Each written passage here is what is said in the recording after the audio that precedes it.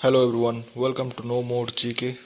Previous class 13 पे हमने important musician के बारे में जाने थे और आज का क्लास 14 पे हम UNESCO based sites in India पढ़ेंगे। ठीक है, चलो।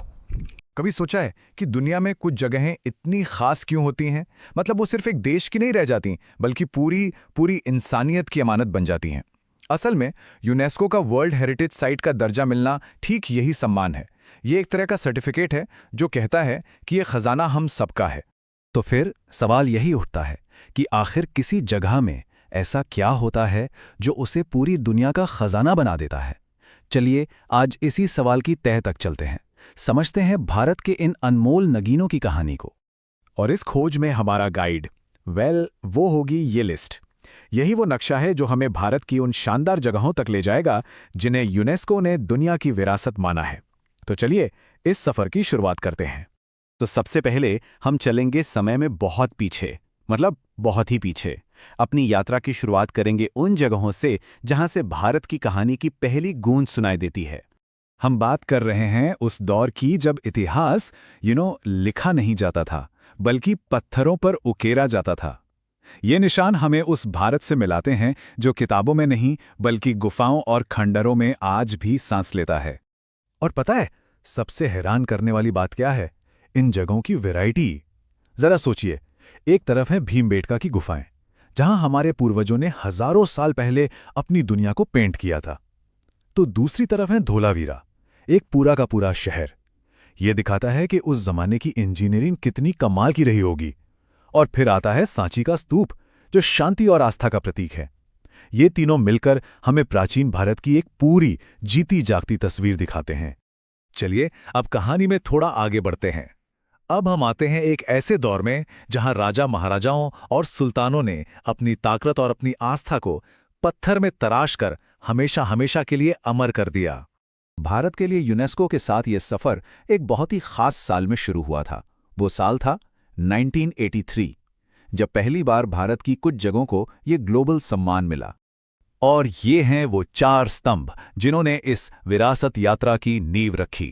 उत्तर प्रदेश से ताजमहल और आगरा का किला, और महाराष्ट्र से अजंता और एलोरा की गुफाएं। यही वो पहली चार जगहें थीं जिन्हें वर्ल्ड हेरिटेज का दर्जा मिला। लेकिन ऑफकोर्स कहानी यहीं खत्म नहीं हुई। अरे ये तो बस पहला अध्याय था। इसके बाद तो जैसे भारत के कोने कोने से इतिहास के पन्ने इस लिस्ट में जुड़ते ही चले गए। आस्था को जताने के भी कितने अलग अलग अंदाज हो सकते हैं, है ना? एक तरफ देखिए, उड़ीसा का कोणार्क सूर्य मंदिर है, जो ऐसा लगता है मानो खुद सूर्य देव का एक विशाल पत्थर का रथ हो। और दूसरी तरफ है तमिलनाडु के भव्य चोल मंदिर, जो सिर्फ पूजा की जगह नहीं है बल्कि एक पूरे साम्राज्य की ताकत और कला का जीता जागता सबूत हैं। अच्छा, अब तक तो हमने इंसानों की बनाई हुई इमारतों की बात की, लेकिन अब हम उस विरासत की ओर बढ़ेंगे जिसे खुद प्रकृति ने गढ़ा है। इससे एक बात बिल्कुल साफ हो जाती है, भारत की विरासत सिर्फ इंसानों की बनाई इमारतों में ही नहीं बसती। यहाँ की असली विरासत तो प्रकृति की गोद में है। यहाँ के जंगलों में, पहाड़ों में और बेमिसाल वन्यजीवों में। और 1980 का दशक 80s इस लिहाज से बहुत खास था। उस दौरान एक के बाद एक भारत के कुदरती खजानों को दुनिया ने पहचाना। राजस्थान के केवलादेव में चहचहाते परिंदों से लेकर असम के काजीरंगा में एक सींग वाले गैंडों तक, फिर सुंदरबन के मैंग्रोव जंगलों से लेकर उत्तराखंड की जन्नत यानी फूलों की घाटी तक, ये नाम भारत की बेमिसाल बायोडायवर्सिटी की कहानी कहते हैं। पर यह कहानी सिर्फ अतीत में खत्म नहीं होती। नहीं, भारत की धरोहरों की इस सूची एक लिविंग डॉक्यूमेंट है जिसमें आज भी नए नए अध्याय जुड़ रहे हैं। जरा इस टाइमलाइन पर नजर डालिए, साफ पता चलता है कि ये कारवां कभी रुका ही नहीं। 1983 की उस पहली बड़ी पहचान से लेकर 2014 में गुजरात की अद्भुत बावड़ी रानी की वाव के सम्मान तक, और अब बिल्कुल आज के दौर तक भारत की विरासत की कहानी में नए पन्ने जुड़ते ही जा रहे हैं। और ये कहानी बिल्कुल ताज़ा है, एकदम लेटेस्ट। हाल ही में साल 2023 में भारत की झोली में 2 और वर्ल्ड हेरिटेज साइट्स आए हैं। और ये हैं वो 2 नए नगीने। एक तरफ है पश्चिम बंगाल का शांति निकेतन, जो सिर्फ एक जगह नहीं है बल्कि शिक्षा और कला का एक जीता जागता विचार है। और दूसरी तरफ कर्नाटक के होयसल मंदिर, जिनकी बारीक नक्काशी देखकर आंखें थक जाएं पर मन न भरे। ये दिखाता है कि विरासत का मतलब सिर्फ पुरानी इमारतें नहीं बल्कि विचार और कला भी है। तो इस पूरे सफर के बाद हम क्या समझें?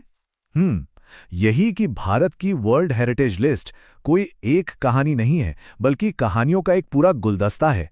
इसमें हजारों साल पुरानी सभ्यताओं की गूंज है, बादशाहों की शान है, कारीगरों का कमाल का हुनर है, और हां, प्रकृति का अनमोल वरदान भी शामिल है। और ये पूरी बात हमें एक बहुत ही दिलचस्प सवाल पर लाकर छोड़ देती है। जब भारत का इतना विशाल इतिहास और संस्कृति अभी भी परतों में छिपी हैं, तो सोचने वाली बात यह है कि इस प्रतिष्ठित लिस्ट में शामिल होने वाला अगला खजाना कौन सा होगा।